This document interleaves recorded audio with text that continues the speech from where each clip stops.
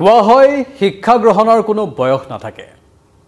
মানুহে যিকোনো বয়সত শিক্ষা গ্ৰহণ কৰিব পাৰে ঠিক তেনেকুৱা এক ঘটনা হৈছে এইবাৰ অসমত নমস্কাৰ স্বাগতম নিউজ 18 অসম নৰ্থ ইষ্টৰ পোনপতি সম্প্ৰচাৰ মাজলৈ ষ্টুডিঅত মই প্ৰাঞ্জল এগৰাকী 50 বছৰীয়া ব্যক্তি অৱশ্যে তেওঁ ৰাজনীতিৰ সৈতে জড়িত ব্যক্তি সক্ৰিয় ৰাজনীতিত তেওঁ জড়িত আৰু সেই ব্যক্তিগৰাকী আজিৰ পৰা আৰম্ভ হোৱা উচ্চতৰ মাধ্যমিক চূড়ান্ত পৰীক্ষাত অৱতীৰ্ণ হৈছে বয়স 50 বছৰ ভাৰতীয় জনতা পাৰ্টিৰ এগৰাকী নেতা আৰু সক্ৰিয় নেতা সাধাৰণ নেতাও নহয় তেওঁ একেৰাহে তিনিবাৰ পঞ্চায়তৰ সভাপতিৰ দায়িত্ব অলংকৃত কৰিছে তেওঁ আজিৰ পৰা আৰম্ভ হোৱা উচ্চতৰ মাধ্যমিক চূড়ান্ত পৰীক্ষাৰ এই যি চূড়ান্ত পৰীক্ষা আছে তাত অংশ লৈছে আৰু পৰীক্ষাত বহিছে তেওঁ আনকি পঢ়াৰ কৌশলো তেওঁৰ সুকীয়া তেওঁ ইউটিউবত চাই ইউটিউবৰ ভিডিঅ'ৰ প্ৰায় গোটেই পঢ়াৰ কৌশলবোৰ আয়ত্ত কৰিছে মানে পাঠ্যপুথিৰ সকলো শিক্ষা ইউটিউবৰ পৰাই লোৱা বুলি কৈছে কাৰণ ইউটিউবত বিভিন্ন টিচিং গ্ৰুপ থাকে অথবা বিভিন্ন চেনেল থাকে সেই চেনেলবোৰৰ পৰা শিক্ষা আহৰণ কৰি তেওঁ এইবাৰ পৰীক্ষাত অৱতীৰ্ণ হোৱা বুলি উল্লেখ কৰিছে ইয়াৰ পূৰ্বেও তেওঁ মেট্ৰিক পৰীক্ষাত ইউটিউবত যিবোৰ ভিডিঅ' থাকে বিশেষকৈ শিক্ষাৰ সৈতে জড়িত ভিডিঅ' সেই ভিডিঅ'বোৰ চাই মেট্ৰিক পৰীক্ষাত অৱতীৰ্ণ হৈ পাছ কৰিবলৈ সক্ষম হৈছিল আৰু এতিয়া হায়াৰ সেকেন্ডাৰী পৰীক্ষাটো তেওঁ ইউটিউবৰ ভিডিঅ'বোৰ চাই বিশেষকৈ যিবোৰ শিক্ষামূলক ভিডিঅ' আছে বা যিবোৰ পাঠ্যক্ৰম সম্বন্ধীয় ইউটিউবৰ চেনেল আছে বিশেষকৈ অসমৰ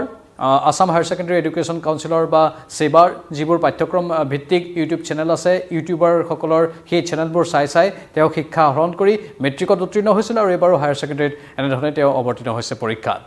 নাম তেওঁৰ আব্দুল হান্নান হুজাই জিলাৰ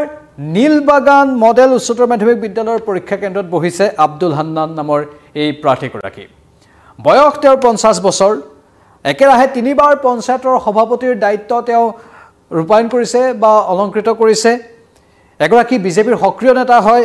আজি পৰীক্ষা দিবলৈ পৰীক্ষা কেন্দ্ৰত উপস্থিত হয় আব্দুল হান্নান আৰু ইউটিউবত চাই যে তেওঁ পৰীক্ষাৰ প্ৰস্তুতি চলাইছে সেইখিনি কথাও আমাৰ সাংবাদিকৰ সন্মুখত সদৰি কৰে যথেষ্ট আশাবাদী পৰীক্ষাৰ্থীগৰাকী কাৰণ তেওঁ নিজে যেহেতু মেট্ৰিক পৰীক্ষাত ইউটিউবত চাই বা ইউটিউবত বিভিন্ন ভিডিঅ'ৰ পৰা শিক্ষা আহৰণ কৰি অৱতীৰ্ণ হৈছিল আৰু উত্তীৰ্ণ হ'বলৈ সক্ষম হৈছিল এবাৰ হায়াৰ সেকেন্ডাৰী পৰীক্ষাটো তেওঁ উত্তীৰ্ণ হ'বলৈ সক্ষম হ'ম বুলি আশা পুহি ৰাখিছে মনত দুবছৰ পূৰ্বে ইউটিউবৰ পৰাই তেওঁ বহুখিনি কথা শিকিছিল বুলি উল্লেখ কৰিছে আৰু তেওঁ বিজেপিৰ এগৰাকী সক্ৰিয় নেতা হয় ইতিমধ্যে আমি কৈছোঁ আৰু তেওঁ আজি পৰীক্ষা কেন্দ্ৰত আহিল আৰু পৰীক্ষা কেন্দ্ৰত আহি নিজৰ মন্তব্য আগবঢ়ালে আমি এবাৰ শুনাব বিচাৰিম কি কয় আব্দুল হান্নানে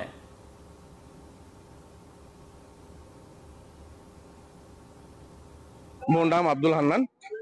মই আমবাৰীৰ পৰা আহিছোঁ মই আজি SSLC ফাইনেল পৰীক্ষাটো দিবলৈ আহিছোঁ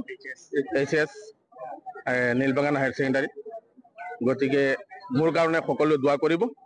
মোৰ বয়সটো অলপ বেছি হৈছে সেইকাৰণে আপোনালোকে ভাবিব যে মই কিয় আজি পৰীক্ষা দিবলৈ আহিছোঁ বয়সটো মোৰ এতিয়া 48 ৰানিং চলি আছে গতিকে মই সকলোকে অনুৰোধ জনাইছোঁ মোৰ কাৰণে দোৱা কৰিব আশীৰ্বাদ দিব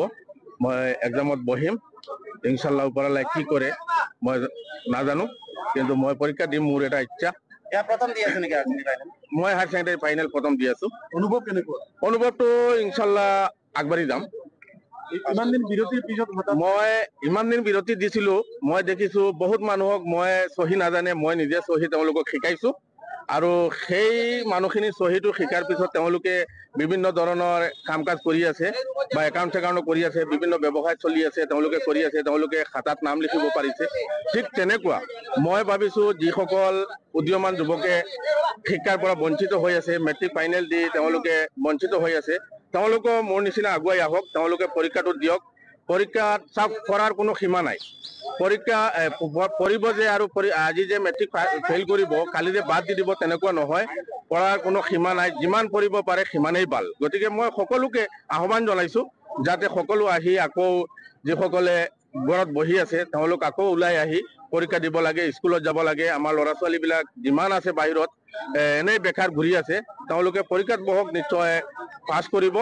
আৰু পঢ়াৰ ওপৰত আৰু একো নাই পৃথিৱীত দুবছৰ কম আমি ভবাতকৈ দুবছৰ কম আব্দুল হান্নানৰ বয়স আমাৰ সাংবাদিকে যিখন আমাৰ প্ৰতিবেদন প্ৰেৰণ কৰিছে তাত 50 বছৰ বুলি উল্লেখ কৰিছে কিন্তু দুবছৰ কম বুলি তেওঁ নিজে সদৰি কৰিছে 48 বছৰ বয়স আব্দুল হান্নানৰ বয়স 48 বছৰ আৰু 48 বছৰ বয়সতো তেওঁ লাজ কৰা নাই সেয়েহে ই এটা বাতৰি হৈছে 48 বছৰ বয়সতো 16-17 বছৰীয়া শিক্ষাৰ্থীৰ সৈতে একেলগে আহি পৰীক্ষা কেন্দ্ৰত পৰীক্ষাত বহিছেহি তেওঁ ৰাজনীতি কৰে বা আন কিবা তেওঁৰ প্ৰফেশ্যন পেছা সেইবোৰ অন্য বিষয় কিন্তু তেওঁ এই বয়সতো যেটো আমি আৰম্ভণিতে কৈছিলো শিক্ষাৰ কোনো বয়স নাই যিকোনো বয়সত মানুহে শিক্ষা আহৰণ কৰিব পাৰে কিন্তু লাজ কৰিব নালাগিব আৰু আব্দুল হান্নান নামৰ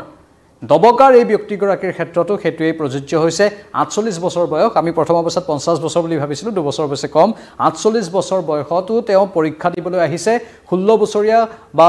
17 বছৰীয়া ল'ৰা ছোৱালীৰ সৈতে একেলগে হেতু তেওঁৰ এটা ভাল সদৰ্থক দিশ বুলি আমি ক'ব লাগিব আৰু এনে ধৰণে পৰীক্ষা দিবলৈ আহি আনকো তেওঁ লাজ কৰিবলৈ মানা কৰিছে আৰু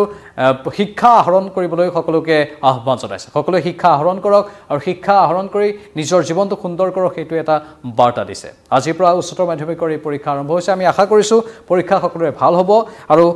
শিক্ষাৰ্থীসকলে সুন্দৰ ফলাফল দাঙি ধৰিবলৈ সক্ষম হ'ব পৰৱৰ্তী সময়ত আকৌ আহিম চাই থাকক নিউজ 18 অসম